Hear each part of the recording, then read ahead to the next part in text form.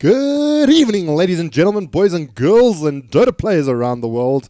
I am Jabba, joined by Halberd, and we are getting in on this action, the Ballistix Masters, with WRG White Rabbit Gaming versus Goliath Gaming.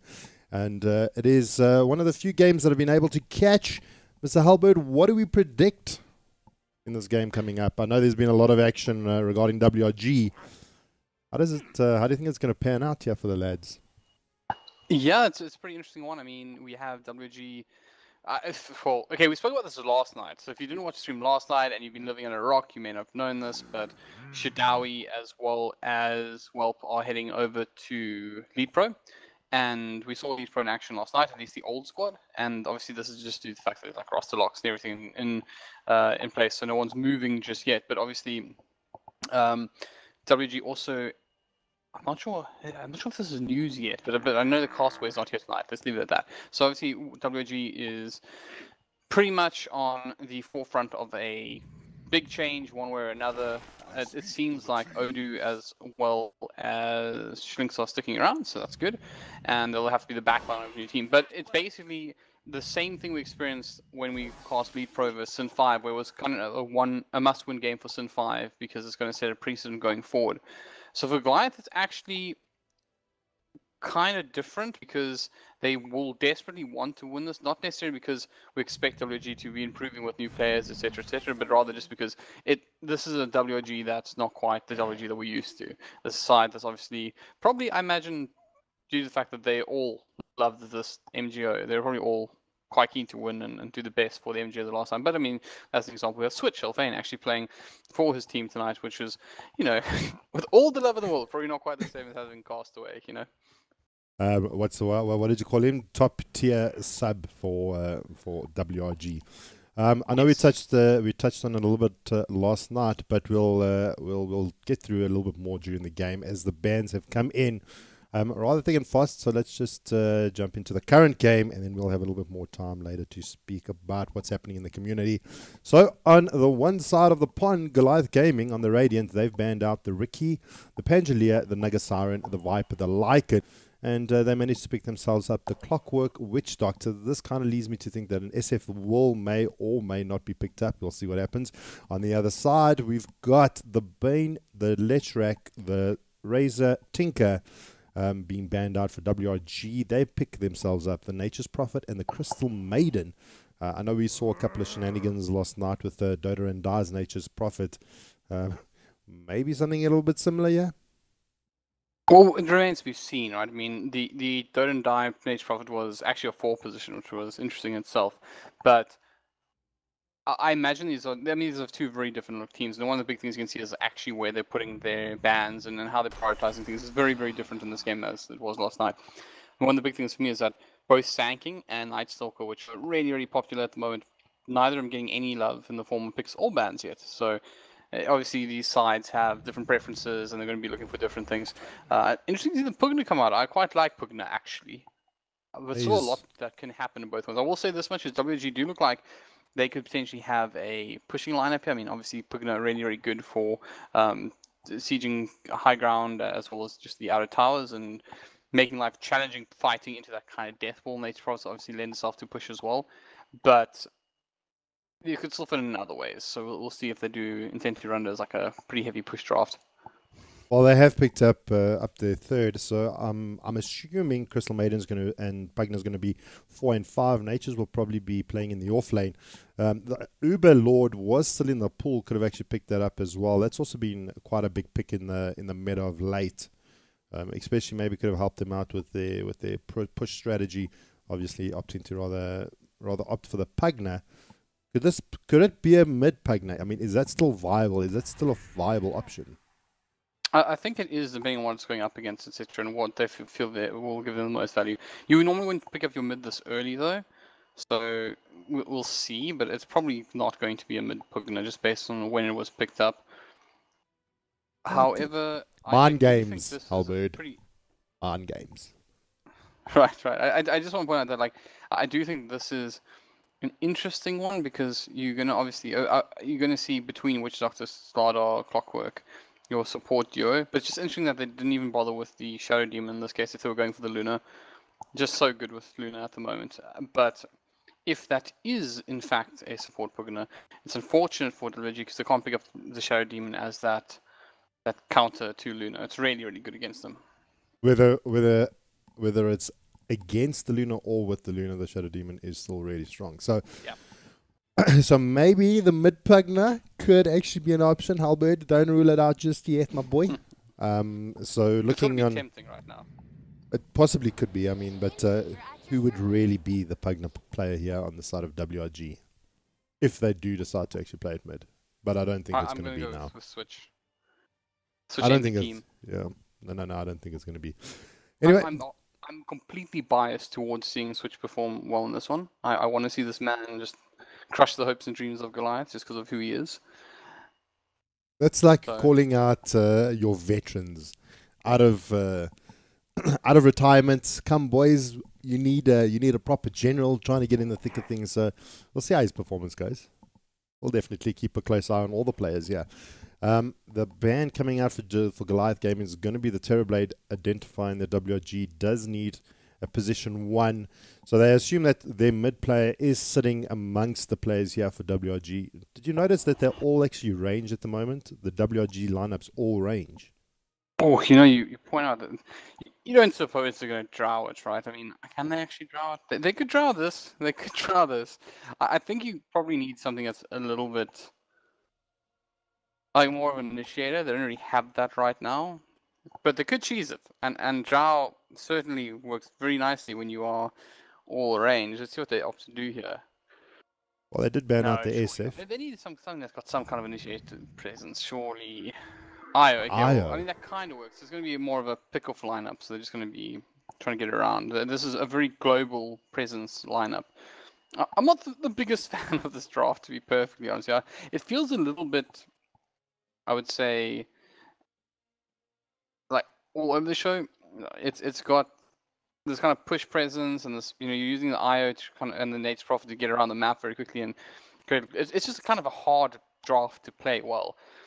So we'll see. I mean, it is WG still. At the end of the day, if anyone, and if anyone can do it, it is WG. So, Halberd, is that a mid Pugna? I just, can you just identify that for me?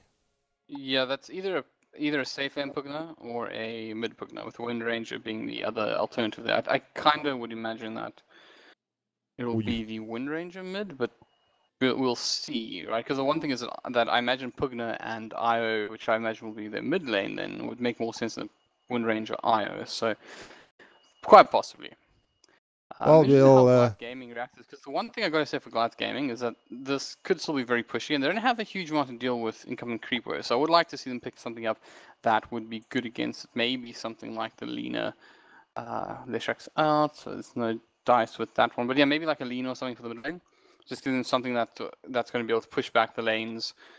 Should they become in such a position where there's a lot of forward momentum coming from WG? We'll see what they do. What they do? If they do, they pick up the Lina. There we go. They got the Lina. So you did call it. Probably going to round out the draft quite nicely. I'm a little bit afraid as soon as they drop that Nether Ward, Lina's going to be doing a hell of a lot of damage to herself, which is going to be a little bit of a big problem for them. I hear you. It's definitely a case where you kind of need the Lina here. It fits the lineup quite well as well. If you think about the fact that there's a lot that it can play off, it's going to be able to pretty much destroy something that's caught by Clockwork Slaughter or Witch Doctor. So you get almost a free kill in that regard, especially since WG do have a fairly squishy lineup. I say fairly, incredibly squishy lineup. So it works well in that regard, but you do have to be very, very aware of that Pugna ward. If you are hit by Nether Ward with your full combination Lina, it's probably not just the target that's dying, it's probably you as well. Well, we're going to see how it does pan out.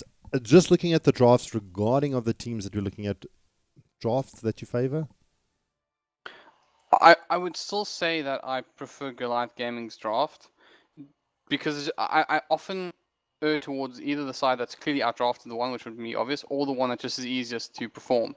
I don't necessarily think that Goliath Gaming have outdrafted White Rabbit Gaming here, but I do think that of the two lineups that are easier to perform, I think it definitely would be the one from Goliath Gaming. Their win condition seems pretty clear to me. They have initiators, they're going to control the team fights. They're going to look for that high ground push and start, basically using the Legion. The Legion. I just combined The Luna Legion. and Luna together and ruined it, but the Luna is basically like a siege engine.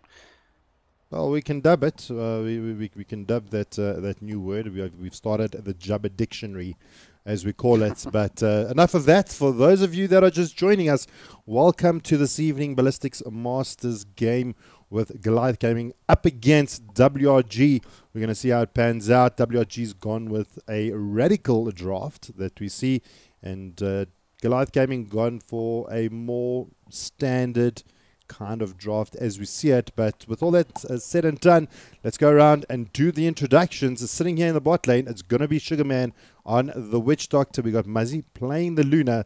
Jumping to the mid lane is going to be Cotta on the Lena, and still sitting in base will be Sticklish on the Clockwork and Japper on the Slardar. Great, and on the other side of the river we will have Jasmine, who I believe is well playing the Pugna. Towards the top, the bottom lane, we'll have Dodo Boy, who I believe is Schlinks, playing the Windranger. Top lane will be Switch, as well as, I imagine, the... Actually, this is interesting. Is this going to be... Yeah, I think Odie will probably be playing...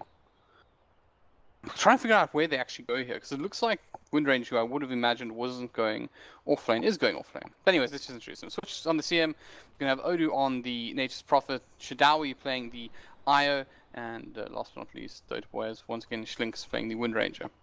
These lanes are quite interesting though to me. I mean, I would imagine that this would be... And maybe they're running the... How would you lane it? Would you put... Odu I know has normally been their position 1, so I'm assuming he's going to be in the safe lane with Dawi or Chadawi on the IO. Could possibly be just a safe trial lane with the Wind Ranger sitting solo in the off lane, just trying to get what you can, with Pugna doing things mid. I mean, to be honest, the only thing that's confusing me is I would have imagined Wind Ranger would be top in this environment. Go aggressive trial. No, just so you would have the Wind Ranger and the Crystal Maiden in the top lane. You would have Iron Pugna mid, and you'd have the Nature's Prophet offlaning. So that's what would make the most sense to me. But I guess it looks like, just by how good people are moving, that they're playing things incredibly differently. So yeah, a very different looking lineup here.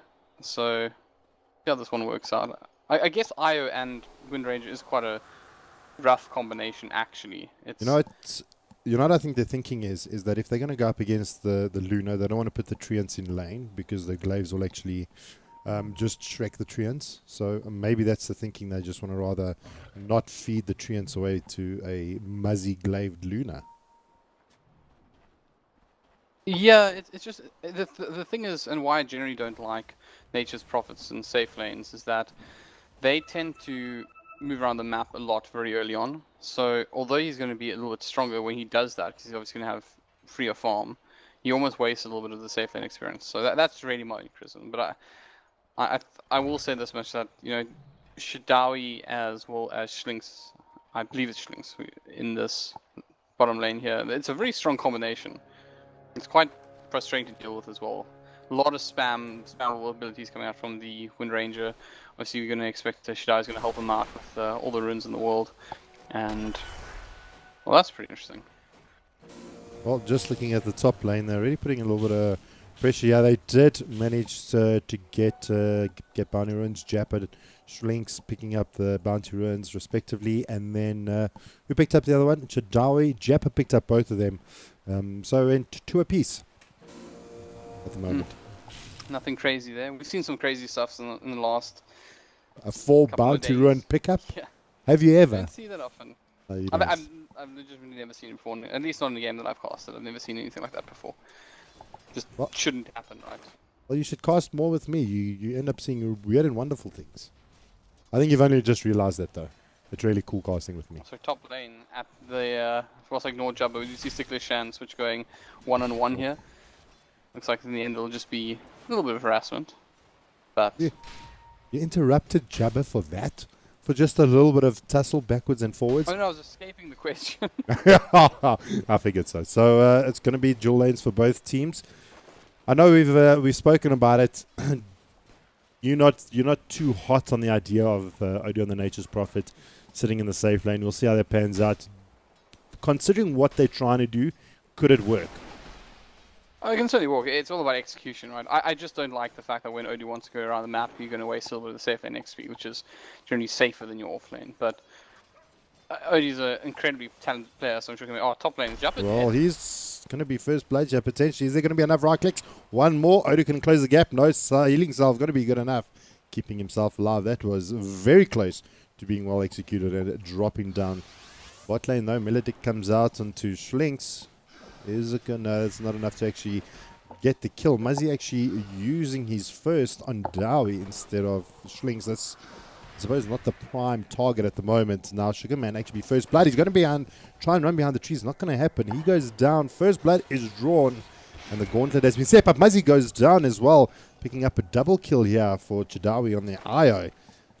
I think we got it wrong. I think the IO is actually the core in the lane. I gotta say this much. It's quite impressive that there's one way to justify your laning positions. If you do just manage to stomp people with this combination, then why not, right? Odie can just say it safely in his lane and fall. You may come under a bit of pressure and top lane's Jappa is charging down on him. But not really a huge one. This is a bit of an awkward lane because if you can bridge the gap, you can do a lot of damage. But it really just takes a little bit of foresight from Odie and Switch just to avoid getting into melee range. And there's not a huge amount that can be done. Obviously, the sprint makes it harder to achieve. But as long as you can set range, you're completely, in every single capacity, safe from these two heroes.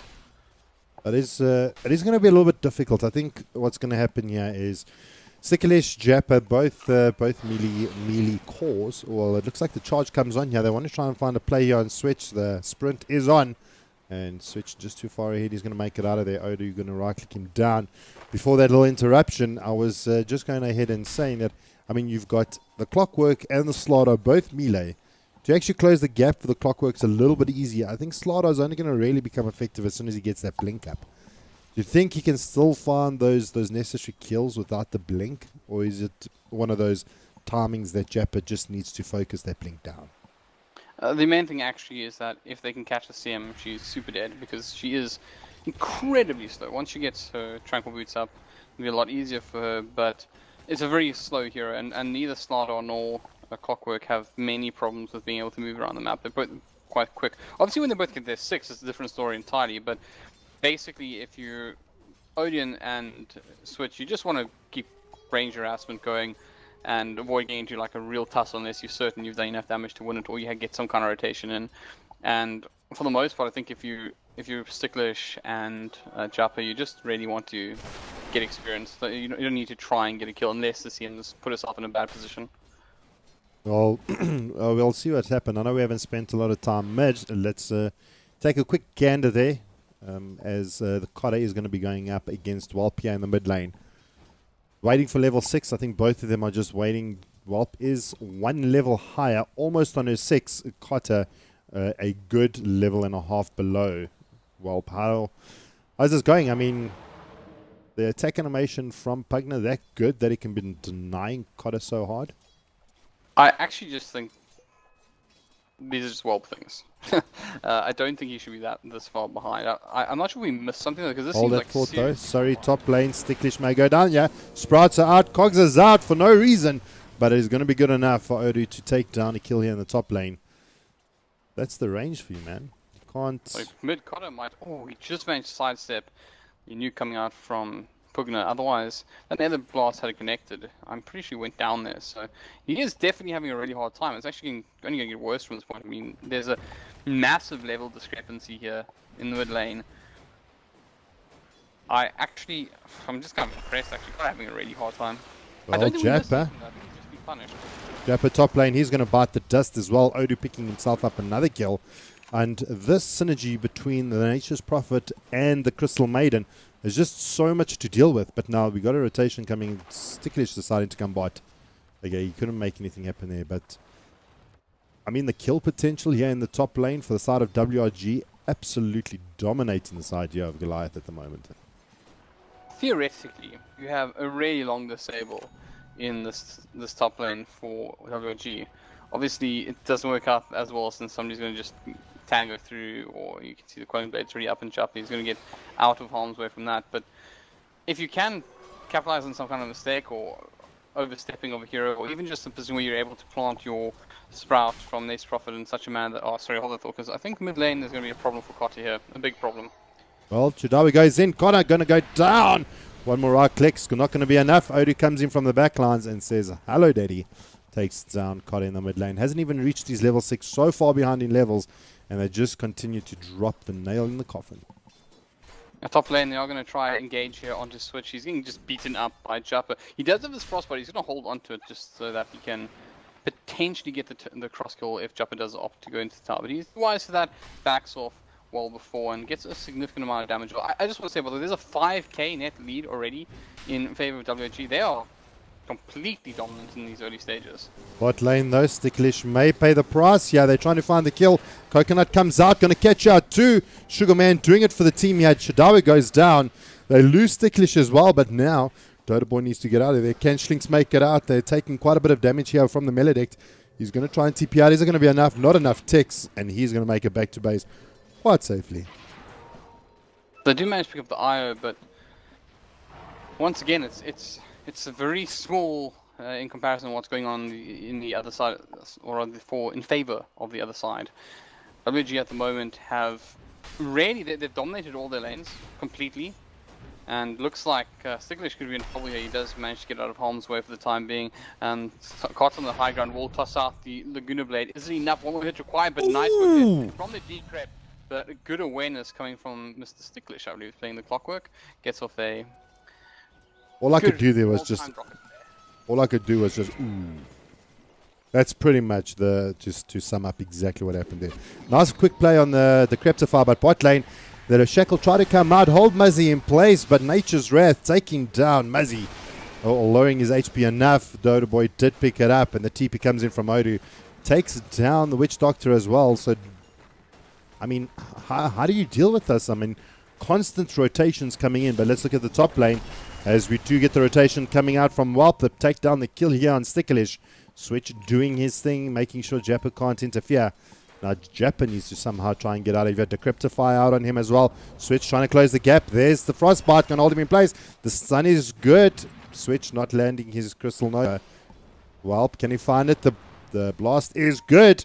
I do hear a rocket come in place. Japper making a loop around. He's going to be able to TP out of there without any cost. But now, continuing fighting out here. Witch Doctor comes in. He's going to get punished down here. Switch getting tasseled up here with Chadawi. And Whelp is looking for more. The blast is out. Sticklish needs to try and get himself out of there. He's actually been earned up. And one more right click. Whelp picks up the kill. Before you know it, the deficit is 11 for 2. In the mid lane, Schlinks picks up the kill onto Kotta with the assistance of Odu. Constant fighting around the map. It's amazing we can even keep up. Why is this team disbanding again? This is really scary stuff. I did not expect them to come and playing this well together under the circumstances. I mean, you have to bear in mind, this is a team that's literally missing one of their core players. You would imagine not that their morale would be particularly low, because once again I imagine there's a lot of love for this MGO between all of them. But not quite, you know, the forethought of that they might have had things not being the way they are, but they're absolutely just dominating this game. Bottom lane, though, Odu is tanking out their Luna ulti, but in comes Whelp and Chadawi, and they're going to finish that one off easy as pie. This is one of the most one-sided games I've seen in a very long time. You asked how do you come out of this situation? You're just getting destroyed on every front. You need some colossal mistake. Top lane though, they may actually be able to get the return kill into Switch. Sticklish does take down the CM. Chadawi, he needs to now try and get out of there. Ball's doing quite a bit of work. Tassel's up against the creep, trying to get out of there. Japper can actually find Iron out. Chadawi hiding in the bushes. Odu's TP, can he actually assist out? He doesn't have TP available yet, so I think the call is for the IO just to fall back a little bit and reset. So, I mean, as you were saying before, you'd maybe expect maybe a little bit of weirdness amongst the players, considering what's happening to their roster and to their lineup. They playing like WRG. Yeah, it's It's incredibly one-sided. That is the thing. You can look at this. Oh, sorry, top lane. There's going to be another kill, I imagine. Well, only for Bash came out would it have made sense, but he hasn't even leveled up the Bash yet. Jasmine or the Whelp trying to pick up Jappa. Jappa managing to TP out of there. It's super close. Outside Rosh, though, Carter managing to pick up a kill on Switch once again. And Switch is pretty much supplying all the gold that Goliath is going to get. He's the vending machine. See some more interesting things here. Sicklish actually walking straight on top of the Wind Ranger and does manage to pick up Schlinks in his cogs. This should be a dead Wind Ranger. Oh, of course not. Of course not. Odie comes in with the drought and we can see a very healthy Wind Ranger, and then they're going to turn this one around as well. Sicklish may just fall here. Power shot comes through. We'll finish that one off, and although there's a paralyzing cast coming through, it's probably not going to be enough to save Sugarman himself, who's also brought to his knees. Well, okay, I mean... Wow, that I thought was dead. I thought Schlinks was down. It's not the hardest thing to do mechanically, right? It's just that, you know, at the last moment, you expect the man to die, and, you know, surprise Odo appears. Says, get out of here, friend. I'm here to change the scenario entirely. That was crazy luck. I mean, you'd expect him to go down. So, I mean, even being caught out, even being low HP, Goliath Gaming still struggling to really find a foothold here in this game. Oh, I think this is the first appearance of the Ward now as well. Yeah, so it's only level 1, right? So it's not a massive threat at this point. It's significantly weaker than you're going to see later on. I mean, later on it's going to be monstrosity, but it still does hurt. It's just worthwhile, especially something like Alina. She's got such a high cost on her spells. Well, hold that thought. It looks like a little bit of a tussles are breaking out here. Botch Lynx takes down Witch Doctor rather quickly. Chadawi surviving through it. Tethers up to Schlink's going to make it through it. Slardar goes down. We can't be too happy about that one. Cotter rocks up to the party though. Takes down Schlinks, but Whelp in the back line says, not today, my friend. Takes down Cotter. There's a decryptor fast. Sticklish pays with his life, and before you know it, 3 alive for the side of WRG, while Luna and Odu just all too happy to spend their time in the jungle and farm it up. I mean... what can I say? We are having one of the most action-packed games you can imagine. 519 at the moment. 11k net worth to WRG. I think they may have a slight advantage so far. Well, Switch may actually... Yeah, no, it doesn't look like he wants more there. Chadawi's actually got himself the Netty Chetty, and Dagon comes out from Whelp. Doesn't even need the TP from Odu to come in. By the way, Halberd, I have dubbed this creep that Chadawi is connected to the Netty Chetty. So if you'd like to use it in the future, just remember to shout out Jabba. I heard a quick shot, but it didn't connect. Or it did connect. Top lane, actually. They should pick up Schlinks here. He's going to be bounced around a little bit, and they will find a kill there. So at the very least, some kills coming at the board, but there's not out of harm's way yet, as we do see Odu and friends coming back into the fray here. Ulti comes out from Luna, but Eclipse not enough to finish the job on anybody, and they are going to basically exchange their Luna for the Wind Ranger, which at this point I think is a fantastic trade. Oh yeah, any day of the week. Any day of the week. Muzzy's already struggling. He's trying to build himself up into the mom. It's and he's struggling quite a bit. He's got a couple of items, not enough to actually become really effective at the moment. This is just okay. So let me. Oh, hold. Whelp's looking for a target here. He's actually diving tier 2 here. He's actually sitting behind the tier 2 tower. Can he find someone? Those pings that do come out, trying to find the kill here onto Sticklish, and he does. Whelp, easy kill. Dagon, Decryptify, Blast. How do you deal with this? Okay, Are you on disc? Look, here's the problem, like, realistically, right? Generally, when you find yourself in a position where you're being thumped like this, is you want to avoid a scenario where your opponents are able to group up and push this 5 and cause havoc around the map, right? So you'll be split pushing, cutting waves, that kind of behavior, smoking up and ganging together, but I think the biggest concern here is that behavior from Whelp is not the behavior of WG that are particularly taking this too seriously. They're not all together Whelp was incredibly isolated. I mean, he isolated himself. He had nobody with him. He's just looking for kills. And the fact that he can do so, like we're seeing here, is just, you know, this is a game falling apart. The game has fallen apart. This are people hunting for kills at this point. So, how do you come back from this one? I don't know. You did ask for who's the frontliner. Who's the frontliner for WRG? And I think that's the question is answered. Whelp on the Pugner. But Muzzy managing to pick up the kill onto Odu, that's a relatively big and decent pickup for them, with the assistance of Sticklish managing to do that. But now Whelp comes in, gonna take down Sticklish. I mean, what is that? Decryptified, Dagon, and pretty much dead. But the TP comes in from Chidawi, trying to see if he can find Muzzy. TP's up to the Hadouken creep. While that's all happening, let's jump to the top lane. Kotta taking down Schlinks. Switch just doing and throwing out his ulti in the back lines. There comes out the stun. Melodict is good. Don't see Switch surviving through this. And he does go down. Taking a look at the net worths. Whelp, Odu, Kotta, Io in that order. Scary, scary stuff. Yeah. I guess we should just almost appreciate this to some degree, because regardless of what SA Esports looks like in Mid lane. Mid lane, Kotta. They're trying to find the Kotta. Okay, no, sorry. Sorry for the premature interruption. It's all good, because they're going off Sugar Man instead now, and he's very, very low. He can finish the job. Well, the has been earned up. Nature's Wrath going to be good enough. The ball's coming out. He does get treanted up. Sticklish going to go down. Don't seem surviving through that, with the Hadouken creep doing what he can. Looking in the top lane. Ooh, Kotta teeping out just in the nick of time as Whelp shows his face. Sorry, before I interrupted you, what was the train of thought you were on? I was literally just going to say that I think we should kind of just enjoy this, because Goliath Gaming may be falling apart here, but sorry, mid lane.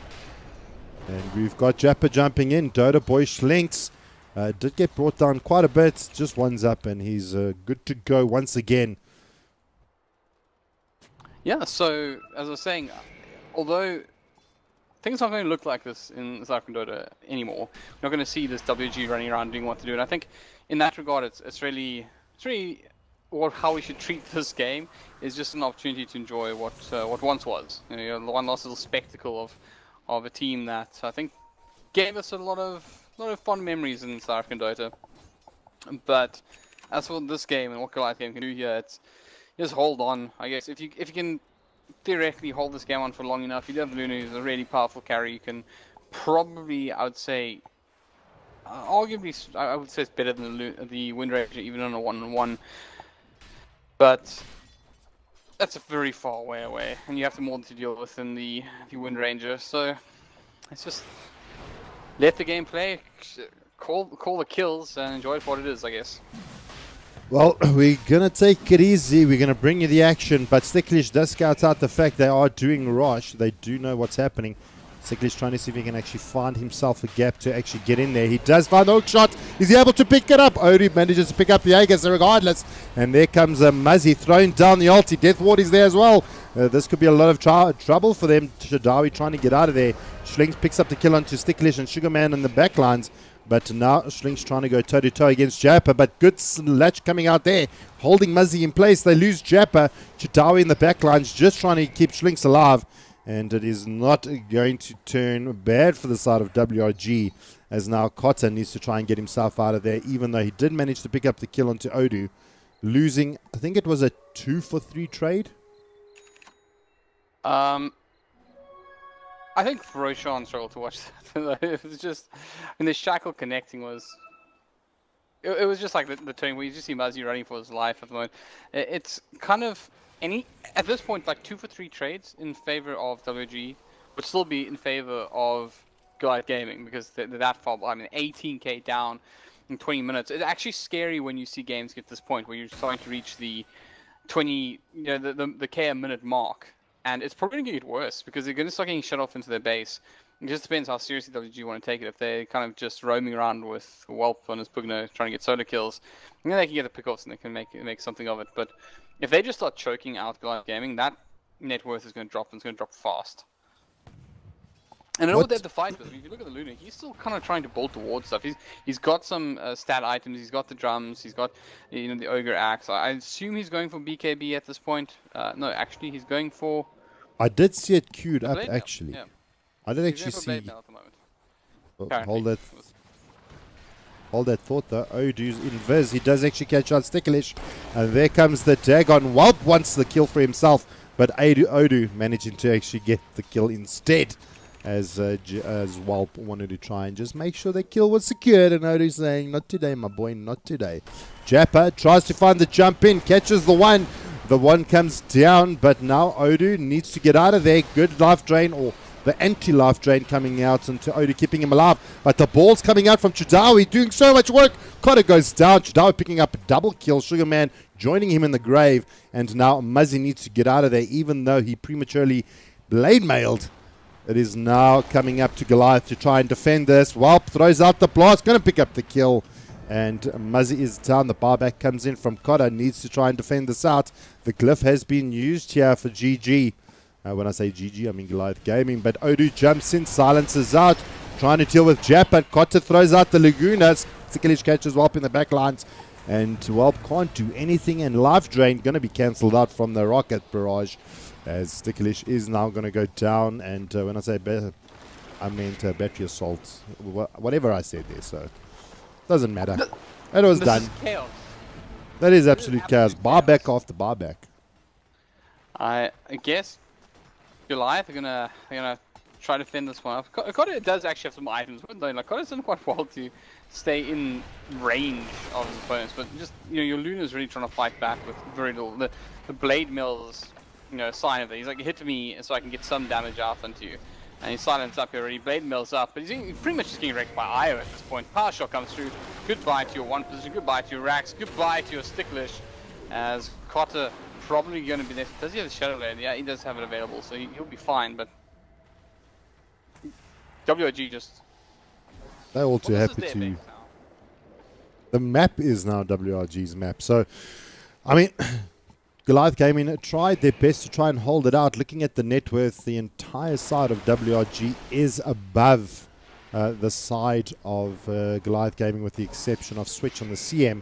It is going to be a really tough task to actually take down WRG, and the more times we see these racks go down, inevitable is their fate is going to be ruined, as we see Jappa go down from the Decreptified, Dagon, Blast, and the Power Shot coming from the back lines.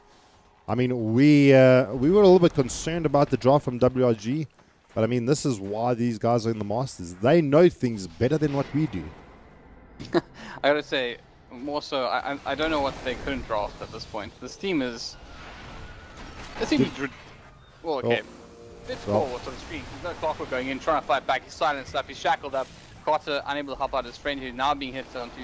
Does get decrypt up, so might survive it running away. We'll get some help from Sugarman, who's actually getting wrecked, and everything is just blowing up at this point. Like, that's one of the most convincing wins I think I've casted in a very long career. And I gotta say, Goliath Gaming is not a weak side in the South African scene. So WG just, I guess, if they're gonna make their last days as the current team count, because that was heavy, man. That was hard to watch sometimes. It definitely was. Where do you think things went wrong for Goliath Gaming? Or do you just put it to the fact that WRG just completely ran amok with the game? Yeah, it's too hard really to point it out, because, and once again, I'm not trying to sound disrespectful to Goliath at all, because there just seems to be such a difference in the level of player here that's incredibly hard to say, like, oh, at this moment or during the draft. Because I didn't think the draft was bad coming out from Goliath, but they just got absolutely run over. They got steamrolled, and I think that is really, instead of looking negatively at Goliath or anything, you should literally just look at the absolute, look at it in awe from what White Trap Gaming have achieved as an MGO, that they've created a side that is this strong. And it's going to be sad to see the side end for very many ways, but credit to these players for just becoming absolute monstrosities. Well, WRG brought players together to put them into an indomitable force in the SA scene. Let's see if the boys at WRG and the MGOs can create another team that can destroy the SA scene. So all the best of luck to them. We're going to jump into game 2 as game 1 is done and dusted. Don't go too far, as we'll bring you the action live pretty shortly. From myself, Jabba and Halberd, we'll see you in a few.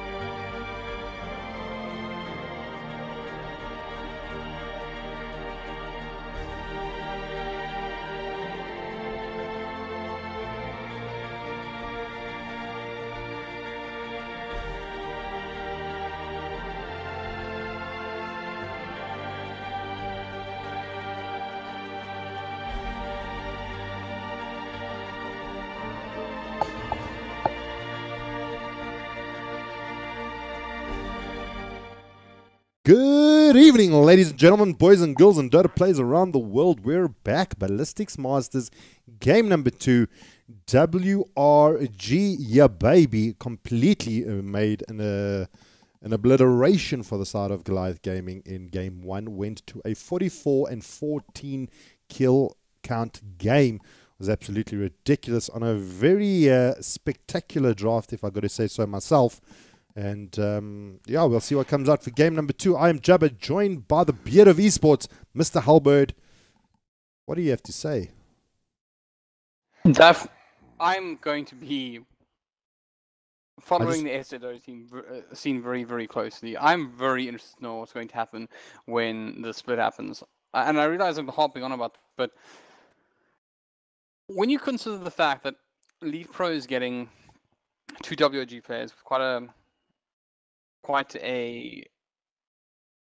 like I'd say it's a solid backup for them, right? The team, the players that they're joining are really powerful, and you got like the likes of RDK has always been able to carry, like, better than pretty much anyone, excluding the odd person in random phases.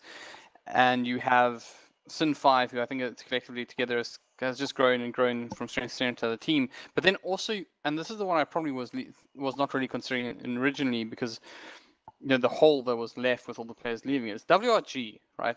The fact that they still have Odu and Schlinks, it's going to be very interesting. It's going to be a bit of a 3-horse race, I imagine, with probably I'd tip my hat to Beatbroke, since they have the structure behind it at the moment. But it's going to be very, very interesting to see what happens to SA Dota. So watch this space. For now, let's just enjoy it, because I can't imagine this going any other way. With all just due respect to Goliath Gaming, I think that WG are just looking too strong. So let's enjoy them for a bit longer, whilst we still can. With that said, I'll take it away for the side of WRG, banning out the Bane, the Disco Pony, Witch Doctor. On the other side of the pond, it's going to be the Nature's Prophet, the Night Stalker, and the Sand King being banned out. But something that makes my tummy warm inside is the pickup of the Pudge. We're definitely going to keep a close eye on this little beauty over here. And the side of WRG picking up the Crystal Maiden once again, probably going to be played up by Switch. None other than the WRG MGO himself will be playing the Crystal Cuddly Cute Crystal Maiden. And Pangelia, one of these new heroes in Dota that's been completely shredding the off lane with the disruption that he causes in team fights. But how do you see it panning out here? A little bit more of a maybe a standardy kind of draft for WRG. I mean, the opening's pretty good so far. Yeah, at the moment, this looks a lot more normal, if that makes sense. You get the likes of Leshrac banned out early on, Sand King, Night Stalker, Nature's Prophet, all of these big heroes being removed from the pool. The biggest thing, obviously, is the Pudge pickup very early on from Goliath Gaming. I'm quite hoping we're going to see a Cotter Pudge, because that's kind of how I know him. In fact, when I met Cotter, he was playing as Budge, because he was a bit of a fanboy of the good old Pudge. And I can imagine him maybe just going back to something very comfortable here, trying to get something back, maybe throw some spanners in the works to the White Rabbit Gaming lineup, and why not go to comfort here and see what you can do? Why not? I mean, I think it's come to the point that they're gonna just pick up a couple of heroes that they feel comfortable with, and try and put up a stand up against WRG. Considering the draft in the previous game, I just want to mention once again, Mr. Halberd, that it was a mid-Pugner. I think next time I see you, you owe me a drink. I mean, did I say it wouldn't be a mid-Pugner? I mean, I guess you just called it really early on. You called it really early on. I hear you. Yeah. I was like, as they picked it. So I know. Maybe Jabba the Oracle of Dota. I don't know. Is it fair to say? All right, enough trailing the beard. Right, well, we got the Gyro being picked up for WRG and the Batrider for the side of Goliath Gaming. I feel like they may be lacking a little bit of right click here for the side of Goliath. What is your take on things at the moment? I completely agree. They have quite a bit of magic damage at the moment. A lot of displacement with both the Pudge and the Batrider, so that's always handy in a tussle. But they're definitely going to need something to give some real damage to the team now in the form of just right click capacity. So either they're going to have to get something that can contribute to in the mid lane, or I mean, assuming that's a support Pudge, right? Because it may still be a mid Pudge. Oh, there you go. So the Morphling comes up. Obviously, there's your right click damage right there, but also quite a bit of magic damage. So very magic heavy. So the Lifestealer's got to be feeling pretty happy about himself right now, since he is obviously quite capable of getting around a lot of this damage. Also, it's awful hooking a Lifestealer, right? Often you're going to hook a Lifestealer and you're going to be happy, he's going to rage up immediately. And if you don't have the damage to finish him off, he's going to turn around and eat you, because obviously Pudge is strength hero, going to have the high base pool. Flesh Sheep actually works against you there, so nice pickup on the Lifestealer. Looking at WRG's lineup at the moment, how do you think he's going to be laned out? I mean, a Lifestealer, I would imagine, sitting in the safe lane, Gyro in the mid, or do you think they're just going to put the Lifestealer against the Pudge, regardless of the lane? But generally, we see Pudges roam. I mean, what is WRG's thinking here? I think you could be fairly confident that the Pangli will be the offlaner. There might still be a support Gyro. Still be a roaming like 4-position Gyrocopter, obviously Crystal Maiden, and I'd imagine there'll be a safe lane Lifestealer. So either Gyro is going to be that 4 position, or it's going to be possibly the one. The only thing that's interesting is that You know, it's picked up really early if it is, but maybe that's kind of the point, is that you're not sure where it's going, throw you off a bit against what you need to pick up against it. So time will tell, I guess. But they did pick up their mid lane and at that 3 pick in the previous matchup. So perhaps. Perhaps it is the jar. We'll see how it pans out. For the moment, we've got 5 seconds remain for the ban of WG. For the ban of Goliath to come out. They banned out the Tusk, believing that they're now looking for their position 4 potentially. Goliath needs to pick up a decent mid here. What would be the options that they could actually jump to? So you could still see the Morph going middle. They may be looking for a safe laner. If they do change positions, morph mid or morph safe lane, what other hero would actually really complement their draft? I think what you probably would like is a true stunner at the moment, because although they have Pudge, they have a lot of skill shots and they have a lot of silence. Flamebreak and Lasso is like reasonable, but I personally would probably find myself looking for something that gives me an extra stun here. I assume Battle is going to be the off laner with that Pudge and Scarf Mage being the support duo. So depending on whether they want the Morphling mid or safe lane, probably looking for something that is going to give you some kind of reliable team fight capacity in the form of some kind of disable or something. So maybe what about an invoker? And then sorry? What about an invoker? Invoker wouldn't be a bad one, and they do certainly have a couple of Invoker players actually on their team. So the thing is, I think Invoker, probably not as popular as he once was, but wouldn't be the worst pick. Are you right? No, it's maybe Naga Siren. So there's your more reliable disable and team fight. That'll do. I assume that's going to be a core as well. So I suppose it works really well. They throw out the Song of the Siren while Lifestealer's raged up. They'll be able to focus their attention on the Lifestealer while that happens. But WRG comes out with the Legion Commander as their 5th and final pick, and that rounds it up for the draft. It looks like it's going to be a support duo here for the side of WRG will be Pangelia and the Crystal Maiden. Rather opting to get 3 cores. I think this is going to be really difficult for the side of Goliath to actually deal with. They've only got the 2 cores on their side that I can see actually translating into right-click damage, the Morph and the Naga. And they're going to have to rely a lot upon the Skyroth and the Batrider to actually deal that magical damage that they need. I think from in this matchup here, you're going to pretty much want... Because Okada is playing Pudge, so assuming he's going to take the mid again, if that's the case, you're going to require a lot of disruption coming out from your Pudge. He's going to have to be very, very challenging throughout the entire matchup. Obviously put a lot of pressure on his opponents. Move around fairly early on. You're not going to expect the Pudge, particularly if he... I'm interested... Yeah, so Jara is mid. So you're going to take a lot of... It's a hard kill. You can't just turn around at earlier levels and just start hitting you back, and he'll actually kill you. So he's got to be able to get in there support or something to the mid lane, make sure he gets the kill on the Gyrocopter, and then start translating that into pressure on the map. Otherwise, I think that we may have a potential repeat of what happened last time with these very aggressive heroes. I mean, they're all aggressive from the side of WRG, just starting to run over things again. Well, we saw WRG really likes to get their push on really early in the game. Legion Commander kind of tells me otherwise, just because you obviously want to start building up those jewel stacks. Could it potentially just be used for the overwhelming odds? I mean... Deals with the illusion, Naga illusions really well. It does, but I get this as...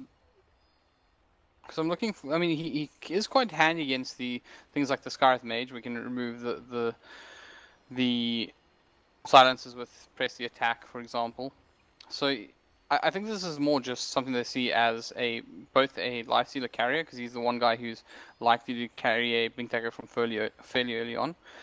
But also I just think this is high progression. I think that's the main thing. CM, as an example, really facilitates aggressive Dotas, and the aura is so useful. And even though you would sacrifice some actual magic damage in the form of her Frostbite and Crystal Nova, you're still gaining far more aggression via Arcane Aura just because it's going to give people the ability to just spam out spells. I mean, think how easy it is for Gyrocopter at this point to just consistently spam the likes of Rocket Barrage, which has a fairly low mana cost. So I think that's pretty much what they're looking for here. Just flat out aggression, run over their opponents again. And the one thing is that kind of favors Pudges in these kind of games, because they do in fact start, by the natures, if you're trading many kills, you're going to be able to build up your flesh strength. So I think that's a good thing about the cottage. Well, let's see how it pans out. For those of you that are just joining us, welcome to the Ballistix Masters. Goliath Gaming versus WRG. We are in game number 2. WRG took game 1. Let's do the introductions really well. I wouldn't say really quick. The game is paused out, so we'll take our time. The side of the Radiant is going to be Chidawi playing on the Pangelia. Switch going to be playing the Crystal Maiden. Whelp on the Gyrocopter. Odu playing the Legion Commander. And last but not least, it's going to be Schlinks playing on the Lifestealer. Right, and on the other side of the river will be Kotta, as mentioned, playing the Pudge. And he's a pirate Pudge. I quite like that. I approve of this. Sugarman will be playing the Scarith Mage. Muzzy handling the Morphling. Over on Sticklish will have the Bat Rider. And last but not least, it will be Jupper on the Naga Siren. So, Mid Kotta, mid Pudge. So it's not going to be it's not going to be the Roma. You did call it. Do you think maybe you then put Lifestealer up against the Pudge? I mean, even if he rots, you just right click him down and the rot kind of negates itself, and rather put Whelp back in the safe lane position. I mean, he is a position 1 player as well. We've known him to be in that position as well. No, I think Gyrocopter is just fine. Often people overestimate the kind of damage a Pudge can actually put out. The hook is obviously actually the big thing, right? If you get into a Rot versus Rocket Barrage situation, Rocket Barrage is actually going to win that. You're going to do a lot more damage, because the biggest difference is you're not damaging yourself. So as long as he's at least exchanging blows, or rather he's getting harassment off onto the Pudge, he'll be fine. It's more of a case if he gets the rotation that comes in. Something like the Naga Siren would be fantastic, and then you can make sure you connect with that hook. Then you're going to win it. But I think this is fine. Well, just looking out here in bot lane, a little bit of a tussle here. Both ruins trying to be in contested. Odu picks up the one, and Schlink picks up the other. None being picked up yet for the side of Goliath Gaming. But Switch is going to be first blood. Quite a few napalm stacks being put out onto Switch. It couldn't actually get through that. And now Jappa Sticklish must be happy with that one, picking up first blood already against WRG. Yeah, this is quite a cute little lane combination. Very, very pubby, really. You're going to get obviously a high level of napalm stacks onto your opponent, and then you're just going to drop the net, run over him, and receive bacon. A little bit hard to do with the light seal. Obviously, you can fight back quite easily, but definitely works in theory. And this is going to be horrible for CM. I mean, you can see outrageous the amount of damage that Sticklish is able to deal. So from that, I mean, this is so aggressive, and why not? So poor CM, already on half HP. You just got back to lane. Challenging times. It is going to be really difficult. Where do you press? I think it's Alt-Shift. I recommend buying a wand. I do think a wand might be important in this lane, especially since Naga Siren is also quite happy to spam out Riptide fairly commonly. So you're going to get quite a bit back for this, but it's really Switch. Switch is the person whose life is miserable, right? Because Lifestealer will get Rage at level 2, and he will be absolutely fine. Yeah. But even then, just look at the build up. There's 7 stacks. Fortunately, no Firefly available just yet. Otherwise, you just run him over. Well, here we go. The root comes out from Stickler. He's going to hold him in place, but the stacks are building up onto Dota Boy. Here we go. Firefly being used out in snares there as well. And Schlinks needs to get out of there, taking a chunk of damage. And Goliath Gaming is showing us what they're made of. Stickler's taking a little bit of damage there from the tower. But he's going to be fine. He's going to be A-okay. Yeah, remember part this is like at level 2, we'll see the Rage come out.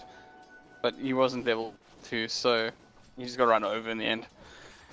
And, but it looks like Jappa could be in a bit of trouble here in the bottom lane as well. He does get the root off onto Schlinks, who will just rage up and start chasing down Jappa. They should be able to finish this one off. They do have another Frostblight on the Crystal Maiden. They'll catch him out surely. And there it is. There's your return kill any second now. Any second now, but it's going to come across the Switch as well. Potentially Schlinks as well, as he's running away, but does finally have the rage available to me, and Sticklish not going to be able to pick up anything from this. That turn rate with so many napalm stacks is ridiculous. Looking in mid lane though, the courier does come into Kota. We did see Pangelia show face, and Warp actually having to salve up there. So nice kills happening in the bot lane. Pings coming out in the top as the boys from Goliath Gaming just trying to hold back Odu. I mean, we haven't really paid much attention to top lane, but I mean, they've really picked heroes that are real lane dominators. I mean, we've got the Batrider in the one, we've got Skyroth in the other. Top lane, no Sugar Man, looks like he could be in a bit of trouble here. Odu right-clicks him down, and Muzzy gets himself out of there. And WRG putting themselves back on the map. Bot lane, no Sticklish picking up the kill onto Switch, diving under the tower. He needs to now get out of there while Blink's all just too happy to just stay under the tower and not even assist him out. This is much better from Goliath Gaming. What pleasant to see them not getting absolutely rolled over in the laning stage like we saw last time. So, looking a lot more positive for Goliath Gaming. Glad to see it. And I almost say this gives them a bit more of a fair shot at this one. Although top lane, as I say, this Muzzy comes under a lot of fire and we'll be able to back off. But let's not curse this one.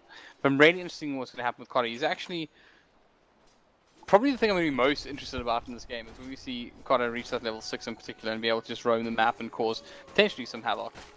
Our top lane, Sugarman, really low here, as well as Dowie just starts cracking weight and won't actually commit to this kill since he does have a full level, a full HP Muzzy to contend with if he does go under the tower. But the harassment is on. Well, bot lane, Sticklish trying to find the kill onto Switch. I know there's action happening top. We're sticking for bot for the moment. Jappa coming in. Can he get that snare, that trap? Or if he doesn't, Sticklish picking up the kill there. Looking in the top lane of things, we do have Hodu and Chadawi. Just, I suppose, building tents in the jungle here of the Goliath Gaming. Goliath Gaming's jungle. Oh, but what is English today?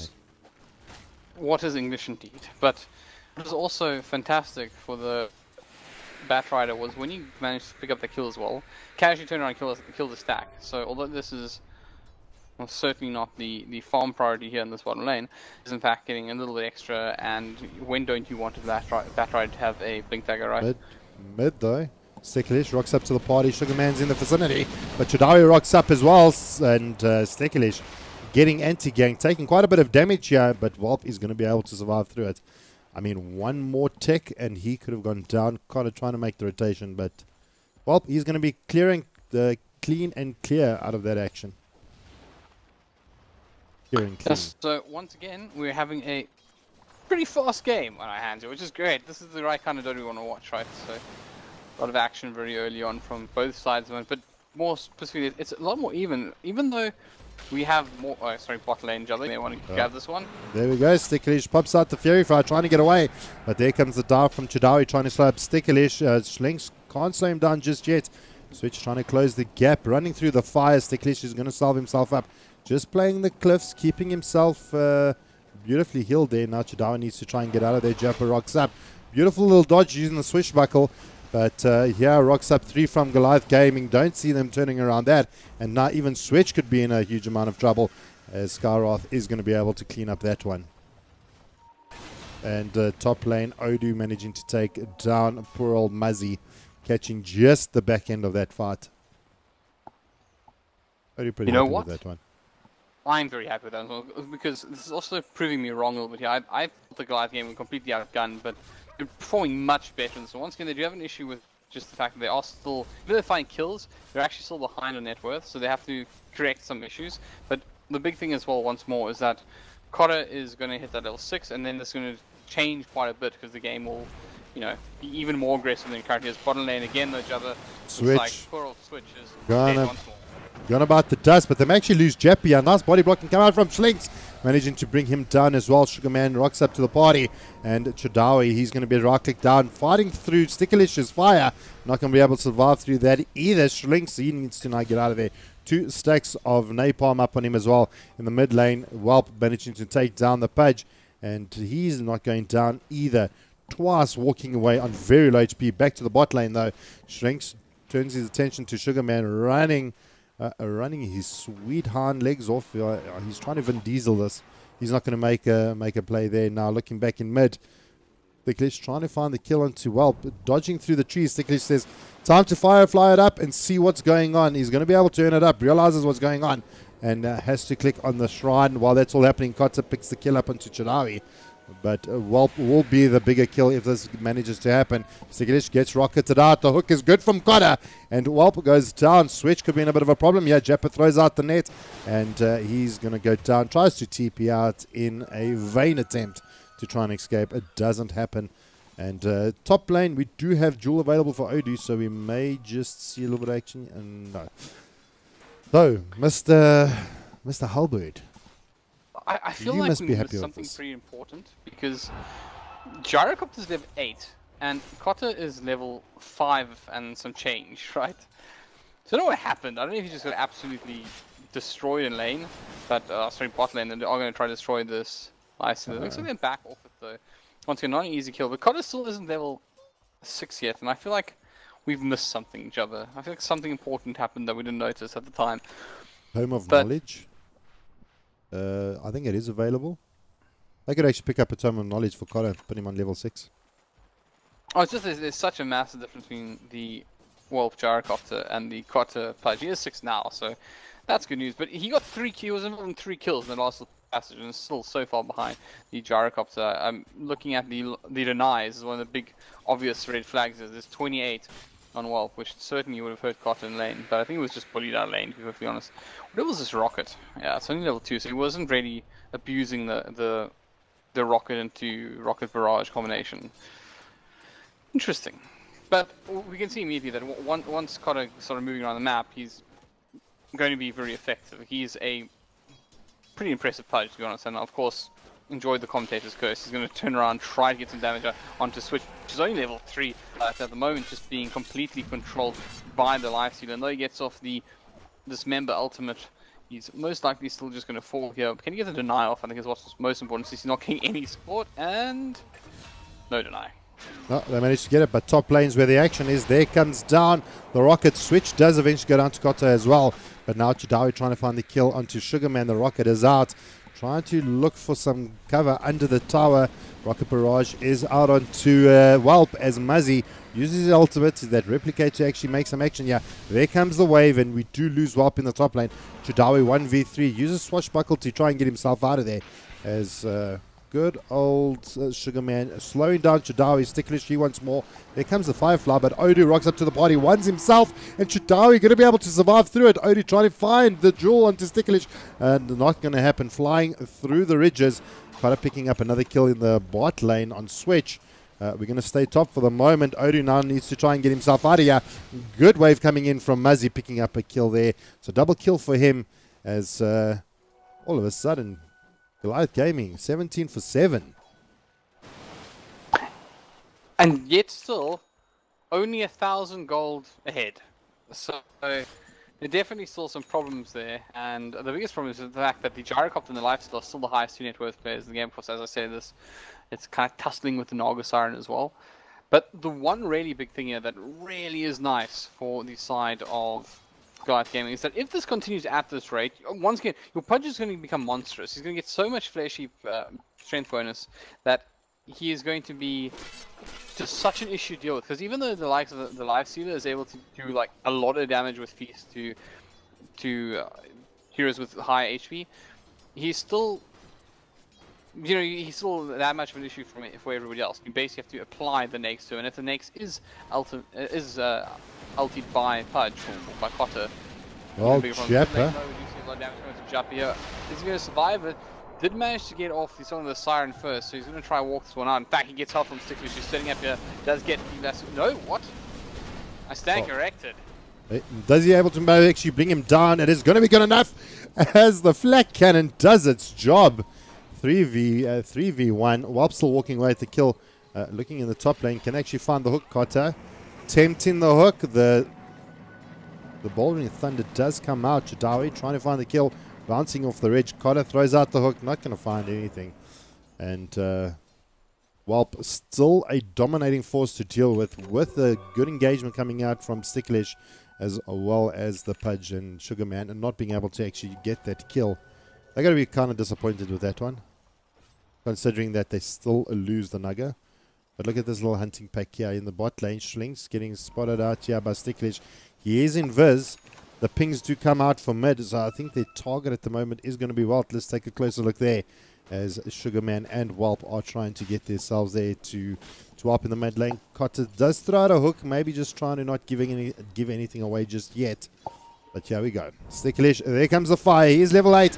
Does he use the lasso? There comes the missile. And Sticklish may still go down here. The rocket is out. And Schlink's picking up the kill onto Sugarman's in the back lines. Cotter throws out the rocket, and a huge amount of damage coming out to Cotter. And Whelp picking himself up a double kill. I mean, that has got to really, really hurt. You think you got the upper hand? It's just curious play, right? Because the Batrider is invis, right? He doesn't have any levels of flame break, so in order for him to engage, he basically has to do exactly what he did, which was, sorry, for those who didn't catch, he didn't have the ultimate either, so he did not have so available.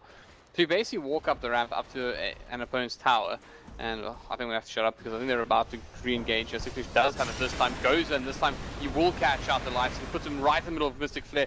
Although the armor totals are good, Switch might just pay the price for it, and does. Cotter looking for the hook. He's still going to wait for that to cool down at the moment. Looks like that's going to be the end of that. Oh, wait. No, well, Schlinks is still a little bit worried there. Actually had to rage up. The pings do come out to protect the tier 1. Dowie comes in with his Swashbuckle. The rocket comes out. The hook's not going to land. They're trying to try and defend this tier 1. But here comes Smoldering Thunder. They do manage to pick up the kill onto Jappa. Now, Sugarman, he's going to go down. But Dowie going to leave that up to Odu to bring him down as he's continuing the chase. Sticklish blinks away. Swashbuckle trying to close the gap. He's going to be able to maybe pick up the bounty on Cotter, not actually landing that hook. I don't know if that would have been a good thing if he did catch him, but now Sticklish going to firefly out, get himself out of there, but he couldn't actually get over the ridge. It seemed like he was like almost mini stunned for a second. Does anyone have a bash or no? I think, I just want to point out as well that I'm pretty sure Cotter actually wanted to hook his buddy out there.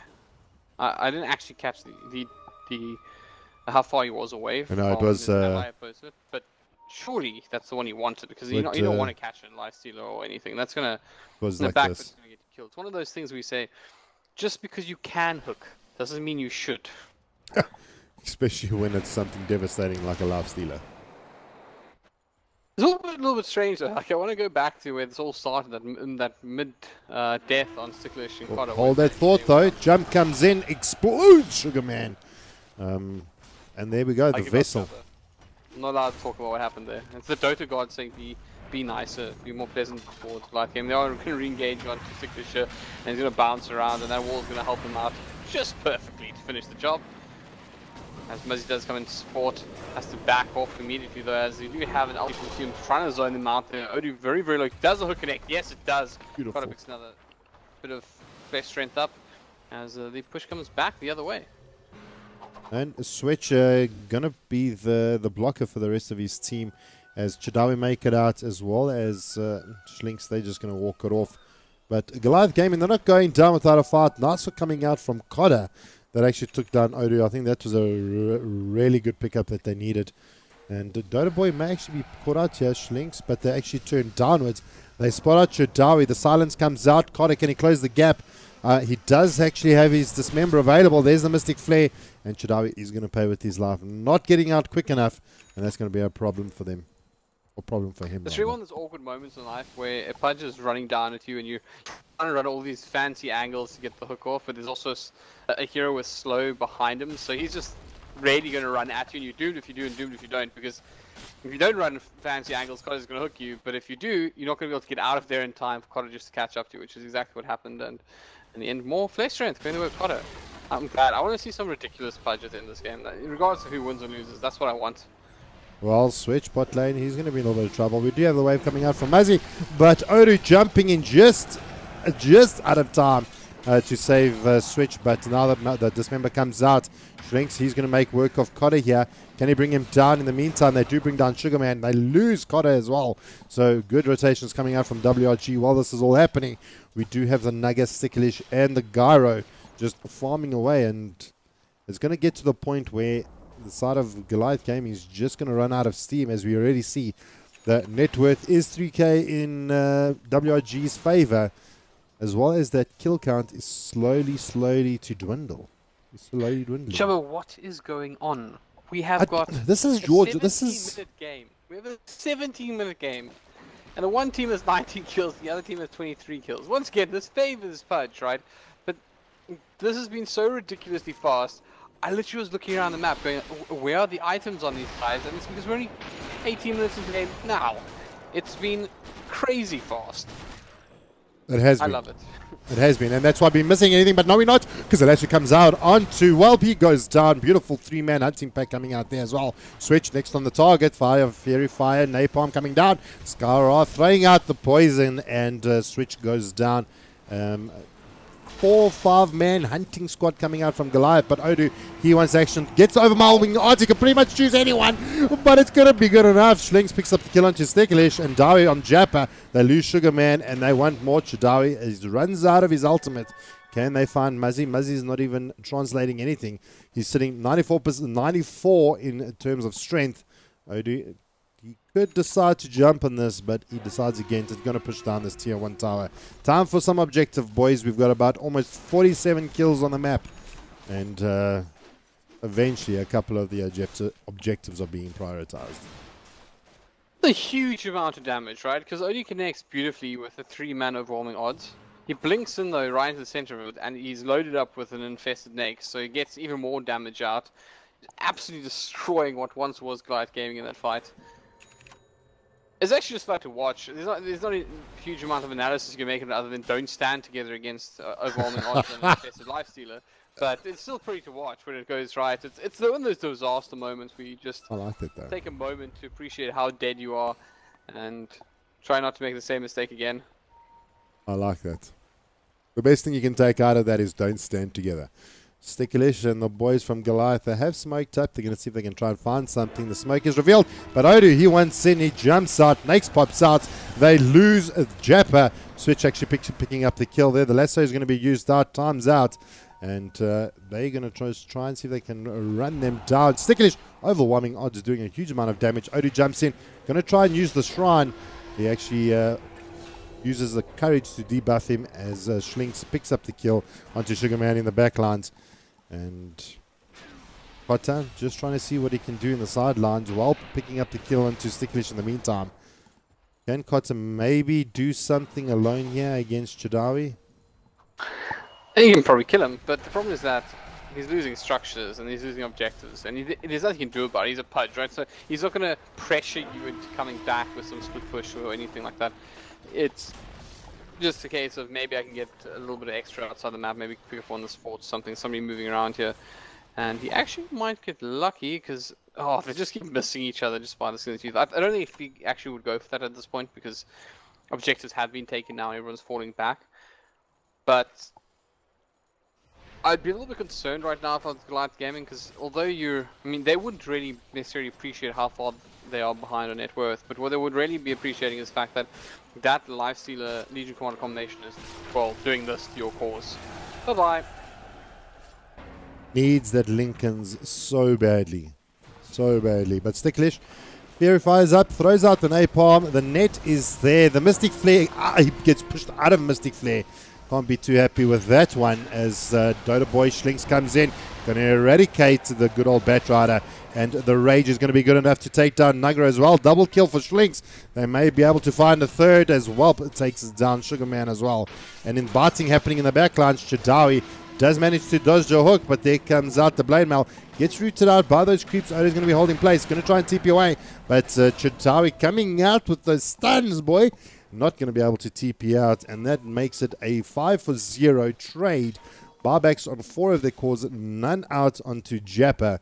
The question is, do they buy back or do they just let this tower fall? Thought they may be pressuring the mid lane. They're just going to be happy with the tier 2 for the moment. I think this one's over though. I mean, if you take a look at the net worth right now, not only is there a significant... Okay, never mind. Just say goodbye to your Muzzy Morphling. Actually, he might survive this. He actually did, in fact, manage to get this one turned all the way around, and they're going to pick up Odu instead. I thought he was gone. but not the huge follow-up. Didn't have the life steal at that time. But regardless, you have what I like to call the Holy Trinity, which is when all 3 cores are sitting in the top 3 net worth. But right now they have 4 sitting on the top of net worth, and only Broad Switch, who's had a really hard time. He's had a really hard time this game. I didn't want to like emphasize it that the per CM is really struggling. It's been a tough outing for Switch, this one. He has been delegated the warding responsibilities. However, just in general, it's been hard, and I don't blame him. The pace of this game, and you just see him, you just, guys, listen, I just want to go stack up the creeps, maybe, wait for my aura to quote unquote proc, just opportunity for you just to carry over and regen some friends. But in this game, it's just been, okay, I'm going to see him with some tranquil boots, and everyone's going crazy, I'll do what I can, and mostly just be on the tail end of something horrible.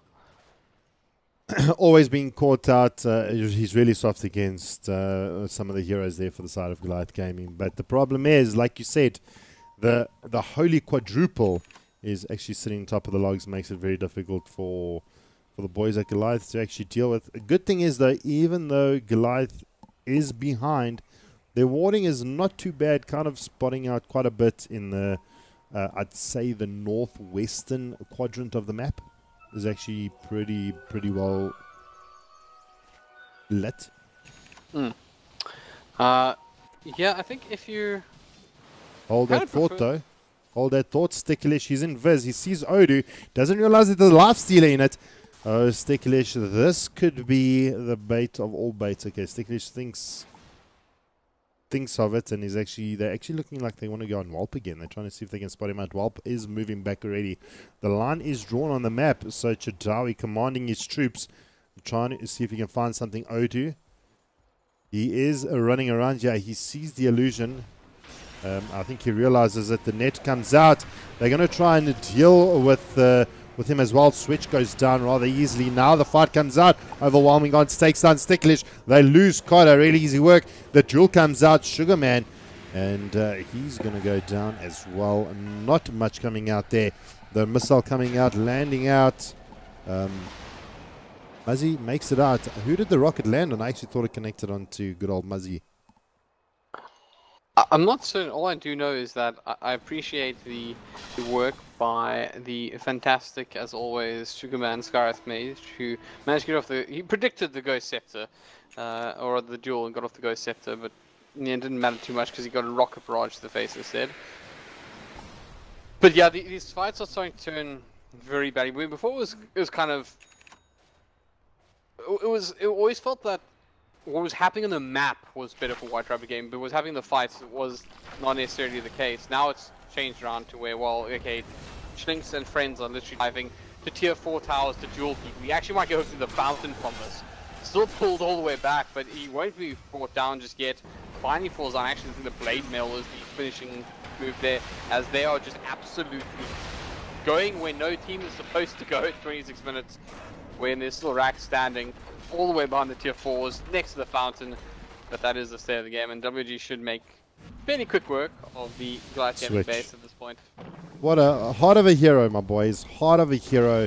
Trying to 1v1. I think this is what it's about. Is regardless of what's happening in the base, Switch comes in, tries to man mode it against Muzzy. He still goes down, but he knows what's happening. Mid lane though, Whelp does eventually go down to Koda. The rocket is out. And Schlinks actually gets himself into a creep. Muzzy gets stunned. Dodge, Sugarman looking for the kill. And now Whelp actually destroying that creep. Schlinks has to get out of there. Probably trolling good old Schlinks will be Chadawi. Mystic Fair is going to be there. They do take down the Life Stealer. So not going down without a fight. Losing 4 off the back of that. And WRG losing a little bit of composure there. But still done the damage that they needed. 2 wrecks down. Potentially their next option is just to run into the pit, try and pick up the Aegis and see what they can make happen. Yeah, I think there was one of those moments where I'm not dying alone. I'm taking you down with me. Let's the Life Stealers take the fall as well. Odu though. Does he find something? He does pop the Lincolns out onto Muzzy. There comes out the sleep. They're going to try and pick up the rush.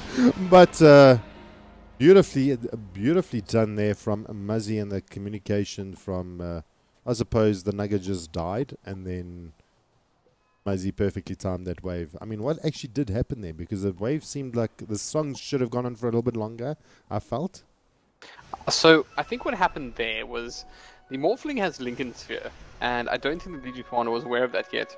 So what happens is you have Odu engaging, and he misses an important spell there, and all of a sudden he's just between 3 people. So Naga breaks his own Siren and manages to, and they turn on the Legion Commander. But the thing is that it doesn't quite go as well as they expect to, because of how strong the Legion Commander actually is at this stage. You got 104 bonus damage, you got the full Mjolnir. So they break it, and then they die, right? One of them dies, and they start panicking, and this Goliath Mage picks up the Aegis. That's what I think happened. But they could also just be trolling. One of those options. Take your pick. Well, I think we're going to see a dead Muzzy here. Here comes Wolf, here comes Dodo Boy.